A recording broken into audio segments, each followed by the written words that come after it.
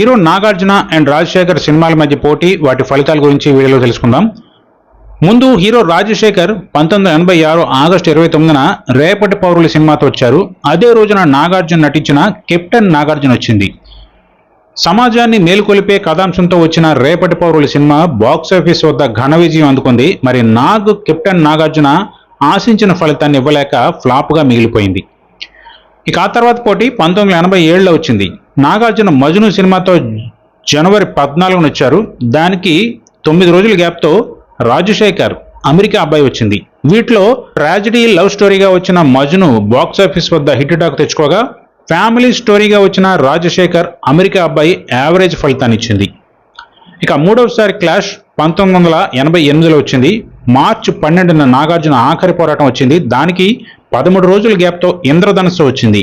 వీటిలో ఆఖరి పోరాటం సినిమా హిట్ అవగా ఇంద్రధనస్సు సినిమా ఫ్లాప్ అయ్యింది. కానీ రాజశేఖర్ యాక్టింగ్ మాత్రం అలరిస్తుంది. అలాగే నాలుగవసారి పోటీ 1989లో వచ్చింది. విజయ్ సినిమాతో నాగార్జున జనవరి 19న వచ్చారు. దీనికి వారం గ్యాప్తో రాజశేఖర్ నటించిన ధర్మయుద్ధం వచ్చింది. అయితే రెండు సినిమాలు కూడా బాక్సాఫీస్ వద్ద విజయాన్ని సాధించలేకపోయాయి. ఇక ఐదవసారి పోటీ నాగార్జున విక్కీదాదా సినిమా మార్చి 9న వచ్చింది. దానికి 8 రోజుల గ్యాప్తో రాజశేఖర్ ప్రజా తీర్పు సినిమా వచ్చింది. వీటిలో నాగార్జున విక్కీదాదా బాక్సాఫీస్ వద్ద హిట్ స్టేటస్ అందుకోగా, ప్రజా తీర్పు పరాజయం చవిచూసింది. ఆరవసారి పోటీ 1989 మే 31న నాగార్జున మురళీకృష్ణుడు సినిమా వస్తే, దానికి 9 రోజుల గ్యాప్తో రాజశేఖర్ మమతల కోవెల సినిమా వచ్చింది. వీటిలో మురళీకృష్ణుడు బాక్సాఫీస్ వద్ద యావరేజ్గా నిలవగా, మమతల కోవెల అబోవ్ యావరేజ్గా ఆడింది. అలాగే వీరి మధ్య 7వసారి క్లాష్ 1990లో వచ్చింది. నాగార్జున నేటి సిద్ధార్థ జనవరి 15న వచ్చింది. దానికి వారం గ్యాప్తో జనవరి 22న రాజశేఖర్ రౌడీయిజం నశించాలి ఈ సినిమా వచ్చింది. అయితే ఈసారి ఈ రెండు బాక్సాఫీస్ వద్ద చతికిలబడ్డాయి.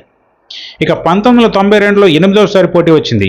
నాగార్జున ప్రెసిడెంట్ గారి పెళ్ళం సినిమాతో వస్తే, దానికి 8 రోజుల గ్యాప్తో బలరామకృష్ణులు వచ్చింది. వీటిలో ప్రెసిడెంట్ గారి పెళ్ళం హిట్ టాక్ తెచ్చుకోగా, శోభన్ బాబు రాజశేఖర్ అన్నదమ్ములుగా చక్కటి ఫ్యామిలీ డ్రామాగా వచ్చిన బలరామకృష్ణలో సూపర్ హిట్ అయ్యింది. ఇక 9వసారి పోటీ రాజశేఖర్ అంగరక్షకుడితో 1994 జనవరి 14న వచ్చారు. దానికి వారం గ్యాప్తో నాగార్జున గోవింద గోవింద వచ్చింది. అంగరక్షకుడిలో రాజశేఖర్ పోలీస్ ఆఫీసర్గా ఆకట్టుకున్న సినిమా మాత్రం పరాజయం చవిచూసింది. నాగార్జున సినిమా కూడా నిరాశ మిగిల్చింది. ఇక 10వసారి పోటీ అన్నా వర్సెస్ హలో బ్రదర్. తమ్ముడు సెంటిమెంట్తో వచ్చిన ఈ సినిమాలో ఒక అన్న ఎలా పగ తీర్చుకున్నాడు అన్న కాన్సెప్ట్తో వచ్చిన అన్న బాక్సాఫీస్ వద్ద హిట్ అందుకోగా, నాగార్జున హలో బ్రదర్ కూడా అద్భుతంగా ప్రేక్షకులను అలరించి ఈ రెండు సినిమాలు కూడా మంచి విజయాన్ని అందుకున్నాయి. ఇక 11వసారి పోటీ 1994లో వచ్చింది. అక్టోబర్ 6న రాజశేఖర్ ఆవేశం సినిమాతో వస్తే, దీనికి 8 రోజుల గ్యాప్తో నాగార్జున నటించిన క్రిమినల్ వచ్చింది. ఈ రెండు సినిమాలు కూడా కథనం అంతగా ఆకట్టుకోలేక యావరేజ్గా మిగిలిపోయాయి. అలాగే 12వసారి పోటీ చూస్తే రాజశేఖర్ వేటగాడు అక్టోబర్ 21, 1995న వచ్చింది. దీని తర్వాత నవంబర్ 5న నాగార్జున వజ్రం సినిమా వచ్చింది. ఈసారి మాత్రం ఇద్దరు హీరోలు ఫ్లాప్స్నే చవిచూశారు. ఇక 13వసారి క్లాష్ 1997లో వచ్చింది. అన్నమయ్యతో నాగార్జున మే 22న రాగా, దానికి 8 రోజుల గ్యాప్తో మా ఆయన బంగారంతో రాజశేఖర్ వచ్చారు. ఈసారి మాత్రం వీరిద్దరూ మంచి విజయాలు అందుకున్నారు. ఇక ఆఖరిగా 14వసారి పోటీ 1999లో వచ్చింది. రావోయి చందమామతో అక్కినేని నాగార్జున అక్టోబర్ 15 రాగా, అక్టోబర్ 14న రాజశేఖర్ మెకానిక్ మామయ్య వచ్చింది. ఈ రెండు సినిమాలు బాక్సాఫీస్ వద్ద యావరేజ్ ఫలితాన్ని ఇచ్చాయి.